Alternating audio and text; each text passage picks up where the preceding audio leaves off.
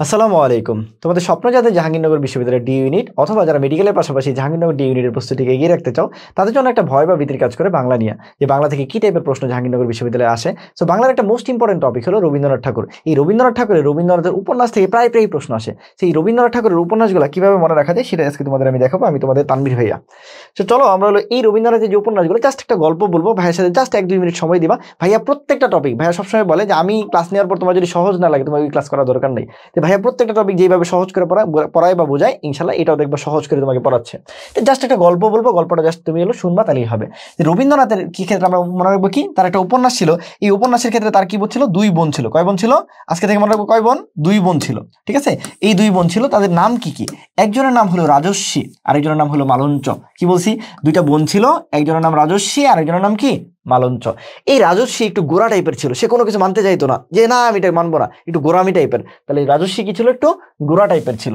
আর মালঞ্চ নামে একটু চঞ্চল চঞ্চল ভাব আছে, সে একটু চতুরঙ্গ টাইপের ছিল, সে সবকিছু নিয়ে লাফাইতেছে, সবকিছু নিয়ে খেলতেছে, হাসি তামাশা করতেছে, এরকম। 2 বোন 2 রকম, একজন রাজস্বী একজন মালঞ্চ। রাজস্বী একটু গোরা টাইপের আর মালঞ্চ একটু কি? চতুরঙ্গ টাইপের। তো এই 2জন একটু ভিন্ন ধর্মের, মানে ভিন্ন টাইপের, এই জন্য একজন আরেকজনকে দেখতে পারে না, এই জন্য একজন আরেকজনে চোখের বালি। ঠিক আছে, তাহলে 2 বোন রাজস্বী মালঞ্চ, একজন গোরা টাইপের একজন চতুরঙ্গ টাইপের, একজন আরেকজনকে দেখতে পারে না, এই জন্য একজন আরেকজনে কি? চোখের বালি। ঠিক আছে, ওকে ফাইন। এরপর গল্পে কি হলো?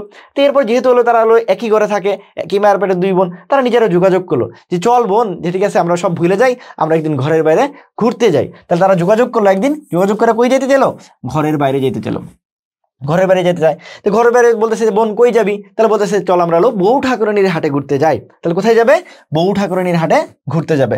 বাট জীবনে যেটা হয় যে মানুষ যখন ভালো সময় কাটাতে চায় তখন দেখা যাচ্ছে হয়তো বা একটা কি হয়ে যায়, একটা ট্র্যাজেডি হয়ে যায়। এরকম তারা যখন হলো বউ ঠাকুরানীর হাটে যাইতেছিল, তারা পথিমধ্যে কি হলো? নৌকাডুবিতে 2 জনই মারা গেল। ঠিক আছে, কি একটা করুণ কাহিনী। ঠিক আছে, তাহলে কি হলো? আমরা বলতেছি 2 বোন ছিল, 2 বোন এরকম যাইতে যাইতে কি হলো? যোগাযোগ করে ঘরের বাইরে যেতে ছিল, বউ ঠাকুরানীর হাটে যাইতে যায়, এই মধ্যে কি হলো? নৌকাডুবিতে 2 জনই কি হলো? মারা গেল। 2 জন মারা যাওয়ার কারণে তাদের কি খুব কষ্ট হলো। এটা একটা করুণ কাহিনী। এই যে করুণ কাহিনী, এই করুণ কাহিনীটা করুণা কইরা কি করলো রবীন্দ্রনাথ ঠাকুর তার উপন্যাসে, উপন্যাসের নাম কি? শেষের কবিতা। নামে কবিতা কিন্তু কি? উপন্যাস। তার নামে কবিতা কিন্তু কি?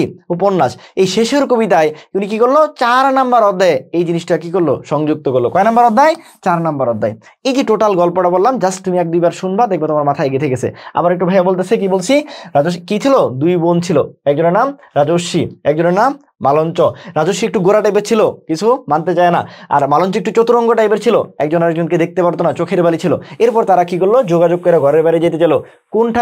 কোন হাটে যাবে? বউ ঠাকুরানী হাটে যাবে। কিন্তু পথিমধ্যে কি করলো? নৌকাডুবিতে মারা গেল। এই যে একটা করুণ কাহিনী, এটা রবীন্দ্রনাথ ঠাকুর করুণা কইরা তার উপন্যাস, নাম কি? শেষের কবিতা। নামে কবিতা, কাজে উপন্যাস। কোন অধ্যায়? 4 নাম্বার অধ্যায় এটা সংযুক্ত করলো। এই যে রবীন্দ্রনাথের উপন্যাস, এবারে কোনো উপন্যাস নাই। এই যে দেখো কত সহজ। ঠিক আছে, ওকে চলো আমরা পরবর্তীতে দেখি। আচ্ছা, তোমাদের জন্য এই যে যাবি কি বলে, যাবি নিয়ে যে কাজ করে, এরকম ডেডিকেটেড প্ল্যাটফর্ম যদি বলো, আমি একদম বুক ফলায় বলতে পারবো ব্রাদার্স সেশনকে বিট করার মতো কেউ নাই।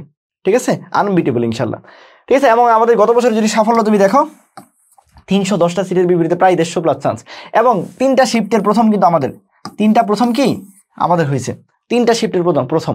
ঠিক আছে, টোটাল এই কোর্স ফিটা আমাদের আগে অনেক 2499 টাকা ছিল, যেটা তোমাদের সার্কুলার পরবর্তী আমরা রাখছি 1599 টাকা। তোমরা যারা ভর্তি হতে চাও, এই জাবিস্টারে ভর্তি হতে চাও, তোমরা ব্রাদার্স সেশন পেজে নক করবা, অথবা আমার নাম্বারে যোগাযোগ করবা 06407807004, অথবা যে কোনো প্রয়োজনে, যে কোনো প্রবলেমে, পৃথিবীর কেউ যদি তোমার কথা না শুনে, তুমি তানভীর ভাইকে নক করবা, ইনশাল্লাহ ভাইয়া তোমাকে হেল্প করবে।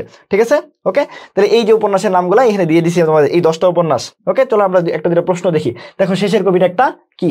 যেউ 18-19 আসছে, নামে বলছি কি? নামে কবিতা, আসলে কাজে কি? উপন্যাস। ওকে, তারপর চলে আসো, বলছি কোনটি রবীন্দ্রনাথের উপন্যাস নয়? তাহলে আমরা যে গল্পটা পড়ছি, এই গল্পের মধ্যে কে কি আছে, কোনটা নাই, তোমরা অবশ্যই কমেন্টে জানাবা। ঠিক আছে, আর যারা ভর্তি হতে চাও অবশ্যই পেজে নক করে কি করবা? ভর্তি হয়ে যাবা। সবাই ভালো থাকবা। আসসালামু আলাইকুম।